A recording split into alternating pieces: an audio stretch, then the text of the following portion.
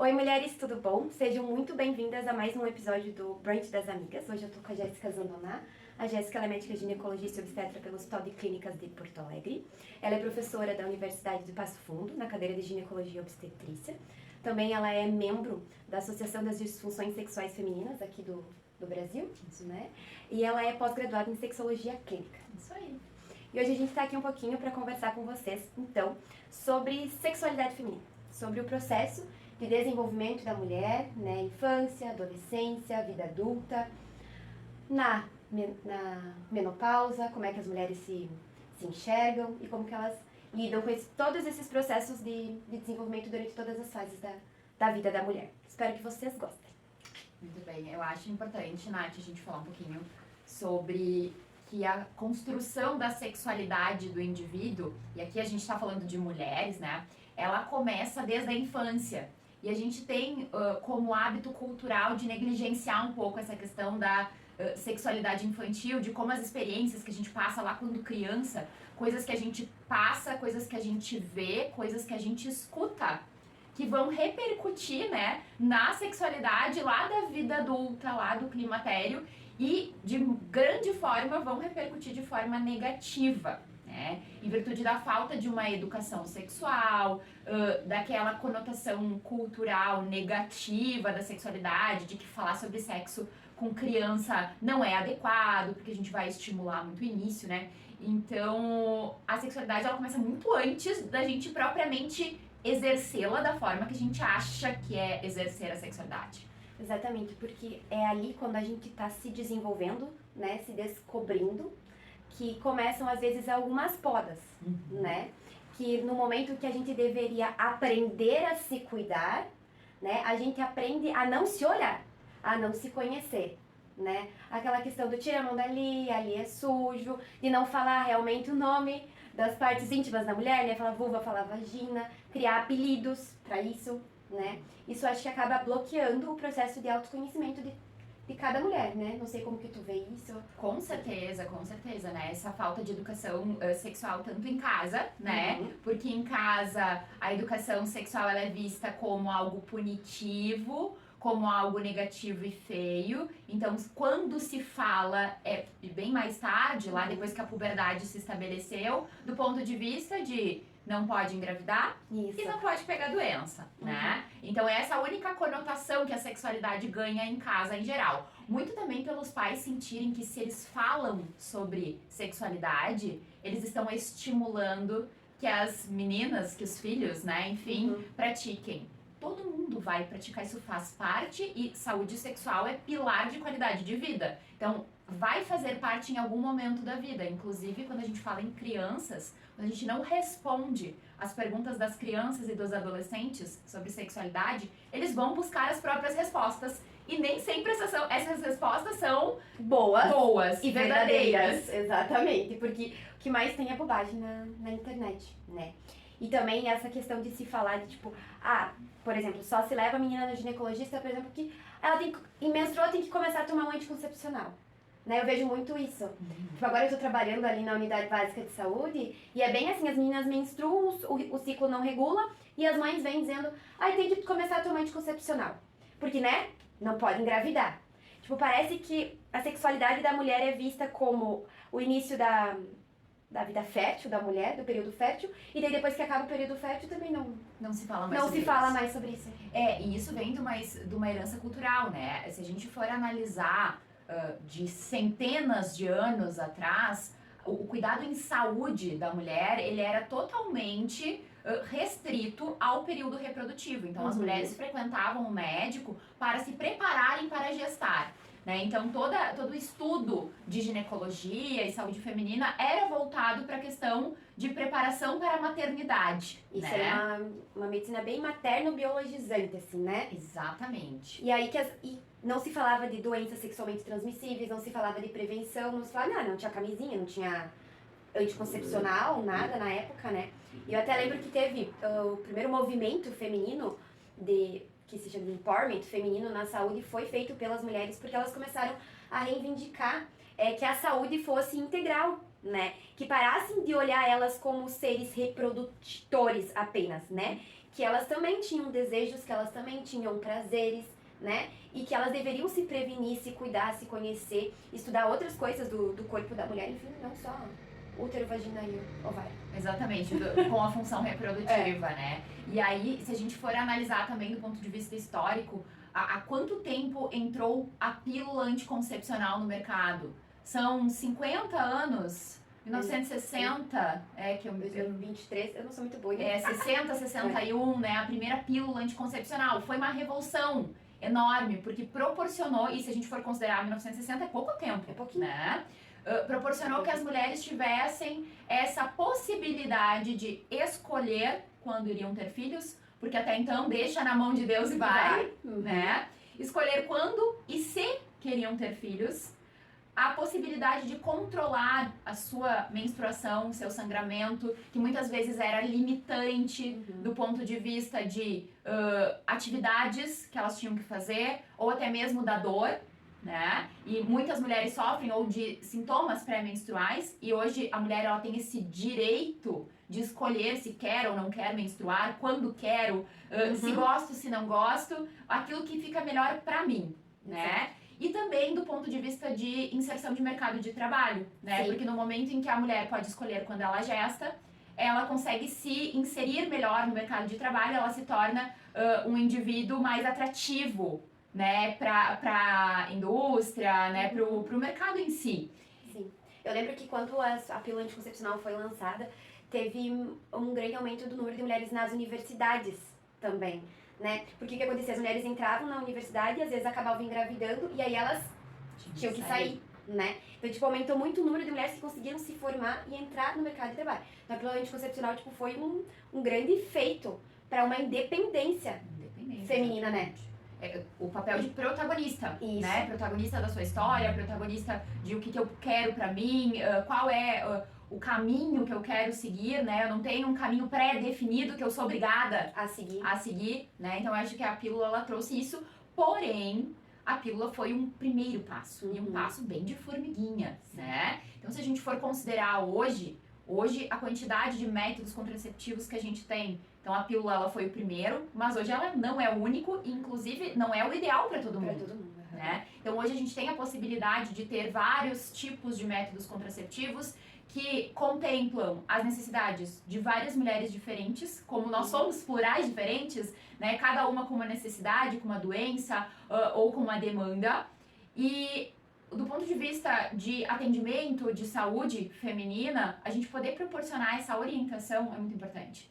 Porque em casa, muitas vezes, não se fala dessa diferença. Sim. Né? Porque às vezes só se conhece um método, né? E às vezes também nem se fala sobre isso, né? Porque tem muitas mães que levam a menina direto no ginecologista e nem conversam em casa, né? A gente tá em 2023, mas isso ainda existe. Existe muito. Né? De não ter essa conversa em casa. E como eu acho importante a mãe ter essa primeira conversa com a filha, né? Porque é a tua amiga, né? Quem te trouxe ao mundo e que pode te explicar. Claro que tem algumas mães que não foram instruídas também, né? E que passam alguns traumas para as filhas, né? Mas na maioria das vezes as meninas vão realmente conhecer os outros métodos na conversa com a ginecologista. Com certeza. E aí a gente poder tirar dúvidas, mostrar todas as possibilidades, mostrar que não existe uma escolha certa ou errada. Essa escolha é uma escolha hoje, quando a gente fala em escolha de método contraceptivo, ela tem que ser compartilhada, né, entre a paciente e o médico. Hoje já não existe mais essa conduta de que o médico impõe, decide. Não, isso tem que ser avaliado uma série de fatores. Por isso que eu gosto de brincar quando eu atendo pacientes, né, na escolha contraceptiva. Não adianta escolher o anti da vizinha, da prima. Ai, a minha prima tomar esse. Eu tive uma que veio e disse, uma prima minha me indicou esse aqui, eu comecei a tomar. E eu disse, tá bom, então só vamos destrinchar antes a tua história, né? Se tu tem algum problema que te impeça de tomar esse anticoncepcional, enfim, se tu tá bem adaptada a ele ou não, né? E aí a gente vê se tu quer permanecer com ele, né? Mas primeiro tem que passar porque as pessoas acham que é só tomar o anticoncepcional, né? Elas não sabem que existem restrições, né, a métodos combinados que tem que ser repassados em consulta médica, né? Então não é só ir tomando o anticoncepcional indicado pela prima vizinha, pela blogueira, né? E isso é importante porque o médico vai ser capaz de identificar algum motivo pelo qual a gente não possa utilizar, né, aquele método contraceptivo, porque a gente está falando de medicamentos, né? A gente está falando de hormônios, então é precisa uma avaliação bem detalhada e que a gente possa discutir isso, né, dentro de conhecer novas possibilidades. Não necessariamente você vai escolher aquela possibilidade diferente, mas você saber que não existe um casamento eterno com um método contraceptivo, que você tem esse direito de, ao longo da tua vida, mudar de ideia, mudar o método, testar coisas novas, né? Essa liberdade do ponto de vista de decidir sobre a sua própria saúde é muito interessante, e o fato de as mães proporcionarem isso para as suas filhas, eu acho um cuidado extremo, né? E proporcionar antes mesmo da necessidade contraceptiva, não quando a água tá batendo na bunda e procurar o atendimento, fazer um atendimento preventivo. Tu tava falando sobre isso, né, no Insta esses dias, da importância das meninas terem uma consulta sobre sexualidade. Com certeza, né? Sim, porque muda muito, porque às vezes elas têm vergonha, né, de conversar em casa, têm vergonha do próprio corpo, né, por crenças, tabus, mitos, ritos que se impõem desde criança e acabam não perguntando, né, não se descobrindo. E aí é tão bom a gente começar a já saber de como a gente funciona desde cedo, né, porque tem muitas meninas, por exemplo, que sofrem muito com a menstruação, né, por exemplo. Tipo, tem cólicas muito fortes e não conseguem ir na escola, por exemplo, ou que tem que sair da aula. Tem meninas que se prejudicam por conta disso, né? Então elas já conhecerem, quando que vai ficar menstruado, o que eu posso fazer para amenizar os sintomas, né? Como que eu posso me organizar, né? Naquela semana, sabe? Porque se tu conhece o teu ciclo, tu sabe em que período tu tá mais quieta, que tu tem que ficar mais reservada, qual é o período que tu tá super ativa. Então, pra mim, por exemplo, nos períodos que eu tô super ativa, que é do meu ciclo, é o período que eu tô criando, que eu tô criando coisas. Período que eu tô menstruada, meu Deus, esquece. Eu tô, tipo, super recolhida e eu faço outras coisas, sabe? Prefiro estudar mais do que criar mais coisas, né? Imagina se as mulheres conseguem fazer isso, tipo, desde o início. O que não poupa na vida. Exatamente, eu acho que esse autoconhecimento, né, passa pela orientação médica, porque realmente as mães, elas não se sentem preparadas. A escola, que também teria um papel, né, na educação sexual, é mais despreparada ainda, né, os professores não são adequadamente formados para conversar sobre sexualidade de um ponto de vista positivo, né, fica meramente biológico e muito superficial. E o profissional de saúde, ele acaba sendo um pilar nesse sentido, porque é um momento individual, ou seja, é uma consulta só dela. É uma consulta especificamente para ela, para as necessidades dela, em que a gente vai discutir as dúvidas daquela menina. Então a gente vai direcionar a conversa para aquilo que é adequado para a faixa etária, que é adequado para aquilo que ela tem dúvida, que é adequado para o tipo de orientação que ela precisa receber de fato, né? E a gente consegue fazer uma abordagem não meramente biológica, mas também biológica com foco na positividade, né? O que eu quero dizer com isso? Anatomia básica da mulher, né? Coisas que não se fala na própria faculdade de medicina, né? Eu tava comentando esses dias que, assim, na faculdade o que a gente aprende só é anatomia, fisiologia, doença, tratamento e pá, né?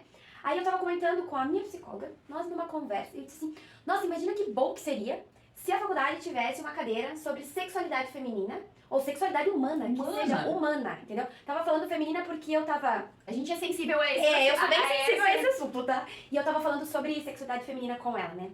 Enfim. E eu disse assim, imagina que legal seria se tivesse. Que fosse multidisciplinar, uma cadeira transversal. Olha a riqueza de conteúdo que a gente ia aprender, de como que o ser humano se constrói. Esse é meu sonho, tá? Esse é meu sonho, ter isso numa faculdade de medicina, porque a gente ainda é muito focado na doença, no doente grave, embora, assim, eu acho super importante, né? É fundamental o médico saber lidar com doenças graves, mas a gente também tem que ter esse lado bem humano de lidar, do processo de ser humano, de desenvolver a minha individualidade. A sexualidade, ela entra muito nesse papel. E aí, o que eu tava notando, e até conversei com os meus alunos sobre isso, o que foi falado sobre anatomia feminina na aula de anatomia? Eu perguntei, falaram de clitóris? Não, muito por cima. É um órgão X com tantas terminações nervosas. Não se deu ênfase a um órgão extremamente importante. E aí, como eu dou aula de sexualidade, eu tenho um período dentro de uma cadeira de 2 semestres para falar de sexualidade. Isso é um assunto que ainda me deixa triste. Eu tava conversando com a psicóloga também sobre que a sexualidade ela é vista como sexo. Tu fala sexualidade e as pessoas falam, sexo, nossa, mas o que tu vai aprender nessa cadeira? Vai aprender em que posição, qual posição é melhor, né? Vai aprender sobre como que se faz as coisas, tipo... Não. A diferença entre sexo e sexualidade é gigantesca. Exatamente. Né? E saber essa definição, por exemplo, quando eu dou aula de sexualidade, é uma das primeiras coisas que eu falo, um dos primeiros slides. O que é sexo e o que é sexualidade. E aqui a gente tá para falar de sexualidade, né? E aí trazer, então, essa questão do clitóris, da anatomia feminina, que em lugar nenhum se fala. Imagina se em lugar nenhum se fala, se nem na faculdade de medicina se fala direito sobre isso. Falar sobre resposta sexual, né? O quanto eu atendo mulheres que vêm queixando-se de que não têm vontade de ter relação sexual, mas porque elas têm a expectativa, ou a expectativa que é depositada nelas pelo parceiro ou pela parceira, de que elas tenham que ter desejo espontâneo. E a gente sabe que essa questão do desejo espontâneo, em geral, ela é rara numa mulher depois de uma certa idade. De uma certa idade não tanto assim, né? Mas que o desejo espontâneo ele é bem pontual na vida da mulher. Ou como é que funciona para chegar no orgasmo? Muitas mulheres não sabem o que é orgasmo. Que tipo de reação física ele vai provocar? Ou quanto tempo precisa estimular? E aí entra naquele modo cruzeiro que eu digo, que é comer o mesmo prato todos os dias, enjoa. Se todo dia eu comer arroz, feijão e carne do mesmo jeito, na mesma quantidade, em todas as refeições, eu vou enjoar. E a questão da sexualidade é a gente explorar um pouquinho essa questão plural, né? De inovar, de mudar, de conversar, de trazer isso pra dentro do casal, porque a sexualidade ela não é só feminina nem masculina, ela é do casal quando é exercida em casal, né? Sim. Então, tudo isso a gente tenta abordar. E eu acho que esses espaços, assim como aqui a gente está conversando, eu tenho certeza que quem for assistir esse vídeo vai ficar com uma pulguinha atrás da orelha. Gostaria de também estar conversando sobre esse assunto, ou de ter espaços para conversar sobre esse assunto, né, Nath? Exatamente. E hoje mesmo veio uma paciente para mim e disse, sabe, nossa, doutora, queria saber o que pode estar acontecendo, porque a minha libido está muito baixa. Se tem alguma coisa errada no meu corpo. Ela disse assim, e eu disse, não, a libido não é só hormonal, né? É a tua pizza. É a De pizza, 8 a fatias. minha pizza famosa. É uma pizza de 8 fatias, 8 sabores diferentes. Eu falei exatamente isso né? pra ela. Eu falei que a libido ela se constrói, né? Com o afeto, com a conversa entre o casal, enfim, ou, né? Como tu gosta de fazer. Que a libido, ela também da mulher é mais difícil de ter o desejo, que nem tu falou, espontâneo. Né? Tu precisa de um estímulo, né? E pra cada mulher é diferente. Exato. E esse é o grande detalhe. Cada mulher, cada indivíduo expressa a sua sexualidade de uma forma diferente. E não existe certo ou errado, desde que a gente não fira, né, o limite, o consentimento do próximo. Então eu recebo muita pergunta, isso é normal? Aquilo é normal? Gente, se isso tá legal pra ti, isso não tá te causando sofrimento, isso não tá ferindo o respeito ao próximo, o que você escolhe, como você escolhe, né, exercer a tua sexualidade, é normal. Né? E essa validação, tanto como sociedade, o que é muito mais difícil, mas eu acho que como profissional de saúde, nós que atendemos pessoas, eu particularmente que só atendo mulheres hoje, né? É muito importante, porque o médico, ele ainda tem um papel de autoridade. Então, se o médico te permite, e essa é uma das grandes abordagens em sexualidade, quando a gente atende uma queixa sexual, existe um protocolo de abordagem que é ensinar, orientar e permitir. Então a gente ensina sobre coisas básicas que talvez essa mulher não saiba, a gente dá orientações bem pontuais relacionadas à queixa dela e a gente permite, a gente valida que ela consiga praticar, colocar isso em prática. Sabe o que agora eu tava pensando, eu fiz uma reflexão, porque a primeira coisa que ela perguntou foi se tinha alguma coisa de errado com o corpo dela, né? Sabe? E agora eu pensei assim, Porque antigamente nós não tínhamos direito de ter prazer, né? De sentir prazer, né?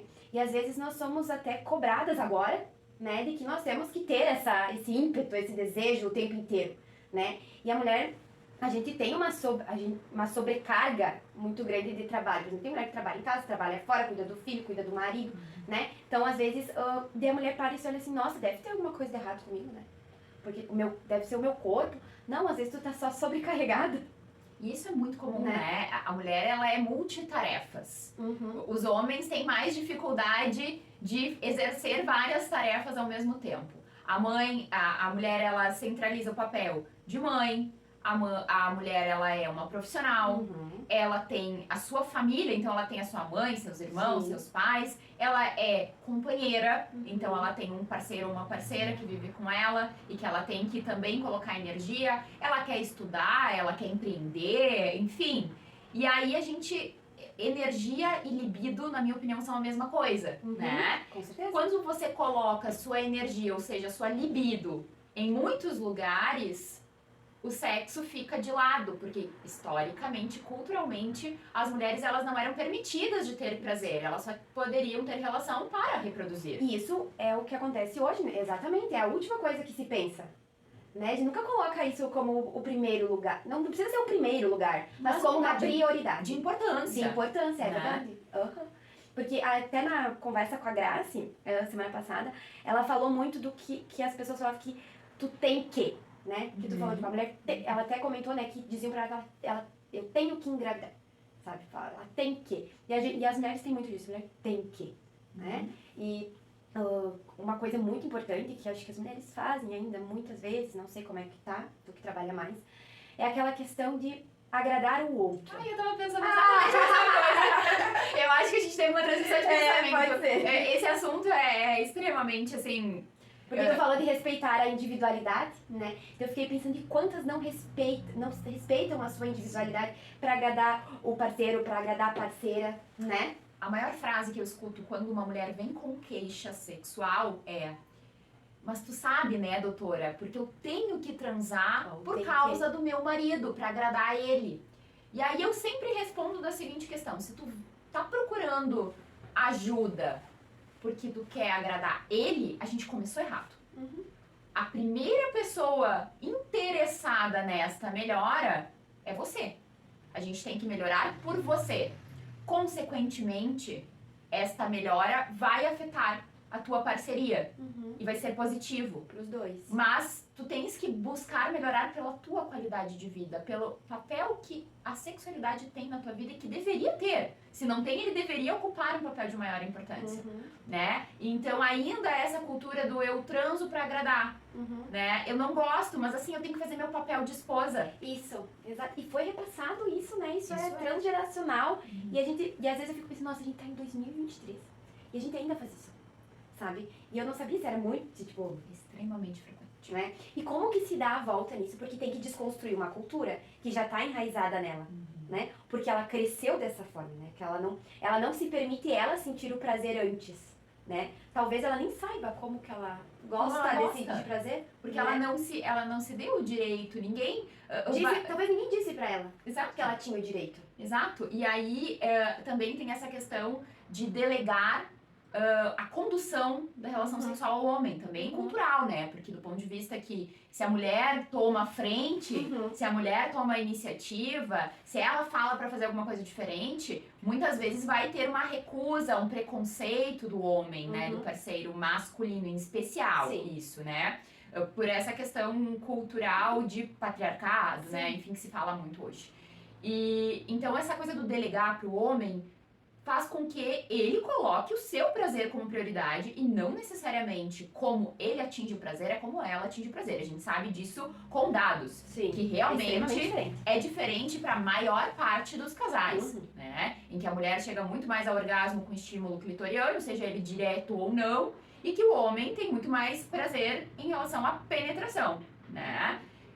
E para a mulher, em geral, ela não vai conseguir chegar ao orgasmo se ela tem penetração, é a minoria que chega. Sim. E aí a gente atende muito pacientes, por exemplo, que vem falando que nunca chegaram ao orgasmo. E aí você vai fazendo a conversa ali, vai investigando, Na verdade, ela estava buscando um orgasmo penetrativo, absolutamente, e ela provavelmente não iria ter.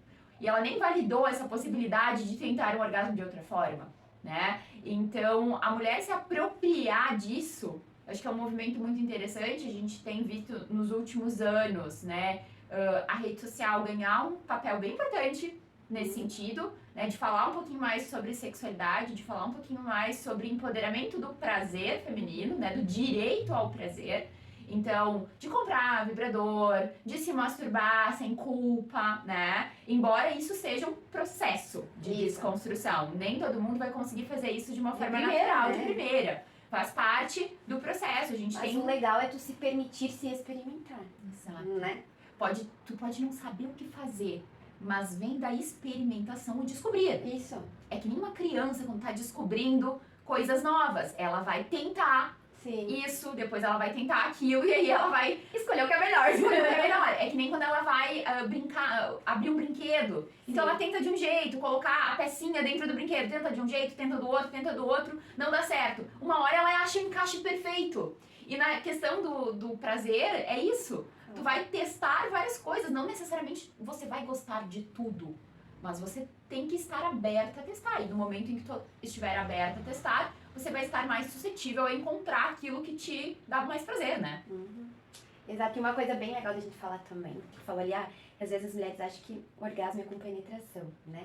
Que o orgasmo, ele é mental. Ele é cerebral e as pessoas não sabem disso. Exatamente. Né? Ele não precisa necessariamente de um estímulo físico. Exato. Né? O orgasmo, na verdade, é um acúmulo de energia em que se acumula e quando chega no ápice dessa energia, se libera essa energia. Então é uma liberação de hormônios, de neurotransmissores, que são substâncias do sistema nervoso central, que modulam reações químicas, reações físicas, né? Como, por exemplo, uma sensação de sudorese, uma sensação de contração generalizada da musculatura de todo o corpo, né? Um calor, e depois seguido de uma sensação gratificante de bem-estar, né? E aí aqui pode dar sono, pode dar um relaxamento, em virtude dessas substâncias que são liberadas no sistema nervoso central. Então o orgasmo, ele é mental cerebral, né? Posso ter com estímulo clitóris? É muito mais fácil, né? Posso ter com penetração? Posso. Posso ter sozinha, acompanhada, com o uso de brinquedos, acessórios, né? Pode ter sem nenhum toque, pode ter ouvindo alguma coisa, vendo um programa de televisão, um seriado, assistindo um podcast, ouvindo um podcast, lendo, até mesmo por fantasias, imaginando, né? Exatamente. E cada um tem um tipo de orgasmo, né? Por exemplo, não é que às vezes filme pornô, né? Que fazem aquela jorração Exato. pela vagina da mulher ali. Pô, eu nunca vi. Né? Eu nunca tive um negócio assim, eu nem sei se existe. É um fenômeno, existe. Claro, não é daquela forma, né? Sim. Porque às vezes a mulher pode achar que não tem um orgasmo porque não foi daquele jeito. Claro, a pornografia, ela criou, a gente chama isso de script sexual, tá? Scripts são roteiros. Isso. Que a gente é ensinado de várias formas a seguir, que aquilo é a normalidade, digamos assim. Então a pornografia, ela exerce um papel muito grande nessa questão do script, porque ela formou muito da sexualidade masculina, né? Os homens, os meninos, os adolescentes formam a sua sexualidade assistindo filme pornô. E aí eles querem reproduzir isso. E aí eles querem reproduzir, eles esperam que a mulher tenha todas aquelas reações todas. E aí se ela não tem, ela tem um problema. Então assim, começa a se criar, é uma bola de neve, né? E aí a mulher vai pensar assim, não, vou assistir um filme pornô pra ver como é que tem que fazer, como é que ele gosta. E ela assiste aquilo, ela diz, eu não consigo, né? Ejaculação feminina, squirting, que são alguns fenômenos, eles são realmente fenômenos que existem, né? São fenômenos que não traduzem a intensidade e a validação do orgasmo, tá? Então tem gente que vai ter, tem gente que não vai ter, e nem sempre vai acontecer, tá? Se acontecer, é normal, né? A gente sabe que é a liberação de substâncias que são produzidas nas glândulas perto da uretra, que são produzidas inclusive na bexiga e são armazenadas ali, né? Então a gente tem um líquido como se fosse uma urina mais diluída. Então a gente tem dois tipos de fenômenos diferentes, que é a ejaculação e o squirting, eles são diferentes. Um é mais em jato, o outro é não tão em jato,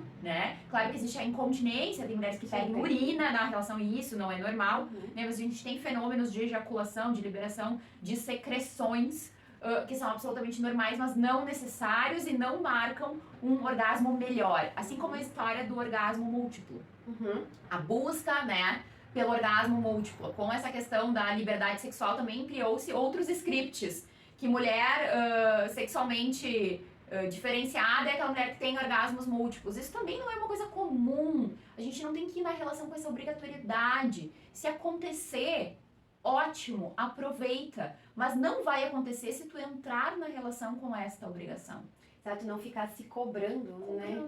Tu tem que entrar na relação pra te curtir, né? Pra te curtir o momento ali com o parceiro, com a parceira, pra te se sentir bem, ter o pico de bem-estar, que é bem bom, né? Liberar dopamina, te deixa mais criativa, inclusive, né? Porque essas cobranças de, no momento a gente não podia fazer nada e agora nós temos que ser as super poderosas na hora do sexo, né? É muita pressão, sabe? É muita pressão. E aí, não!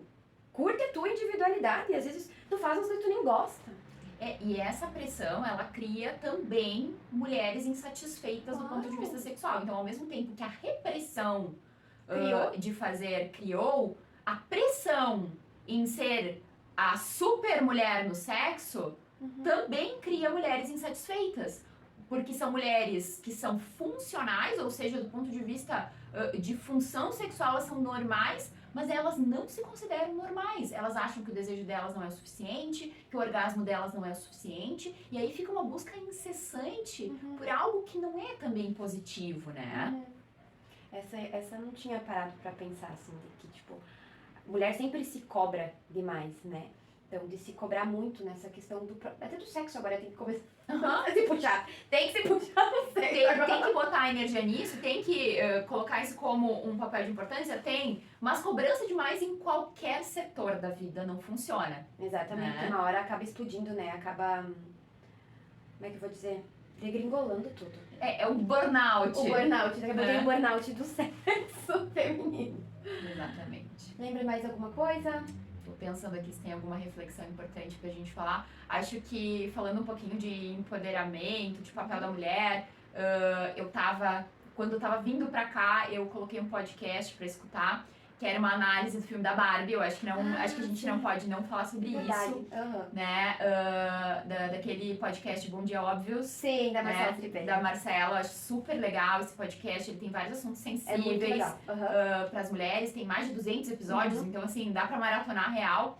E aí, um dos últimos episódios foi falar sobre o filme da Barbie. Eu não escutei ainda. Gostei da análise porque, na verdade, a mensagem ela é subliminar, ela é delicada, e a gente não entender a mensagem é porque tá faltando a gente falar sobre os nossos papéis como mulheres na sociedade, né? Então, eu fico super feliz desse teu projeto, Nath, porque eu acho que é uma oportunidade da gente trazer isso para a realidade das mulheres que são da nossa região, que tem um contexto cultural, né? A gente lida com mulheres de um contexto cultural, de uma origem europeia, que teve uma educação um pouquinho mais restritiva, né? E a gente trazer isso para um espaço público, falar sobre isso na rede social, né? Na tua chancela, e validar isso e mostrar que essas mulheres, elas podem e elas devem procurar ajuda, que elas devem procurar conversar sobre isso, profissionais que sejam sensíveis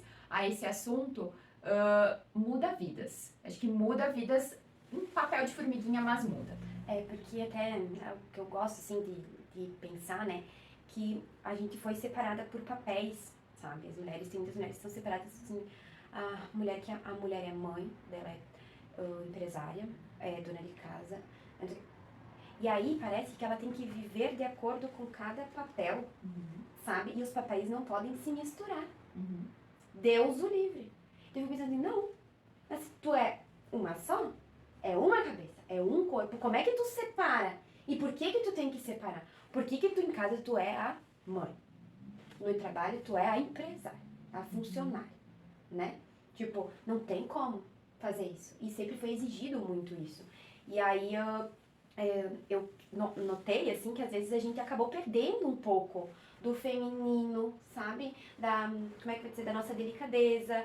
A gente começou a se enrijecer, até a Silvana falou, na gravação com ela, que a gente colocou as ombreiras, né? Que as mulheres usavam ombreiras também antigamente, né? A gente coloca as ombreiras pra, tipo, ser respeitada, né? Quando a gente pode buscar ser respeitada com o feminino, com as características do feminino. Então a ideia disso que nós estamos fazendo, desse encontro, que outras mulheres mais tarde possam vir participar com a gente, né? Porque a gente quer fazer encontros presenciais com vocês, online também, e que vocês façam parte dessa comunidade de mulheres que quer se desprender dessas pressões e dessas cobranças que tem em cima da gente, para que a gente possa realmente viver uma vida com qualidade, né? Viver a plenitude de ser mulher, Exatamente. né? Com as dores, as delícias, porque tem coisas boas, tem coisas ruins, né? A gente nunca vai passar só por momentos bons, mas que a gente possa passar pelas dificuldades sempre evoluindo um pouquinho, né? E até agora lembrei de um monte de assuntos, eu vou te dizer, Nath, que a gente tem que marcar mais uma conversa dessas. Vamos. Porque tem tantos assuntos, né? O universo feminino, ele é tão amplo que a gente tem muita coisa pra conversar. Sim, vamos marcar. Obrigada, gente. Um beijo.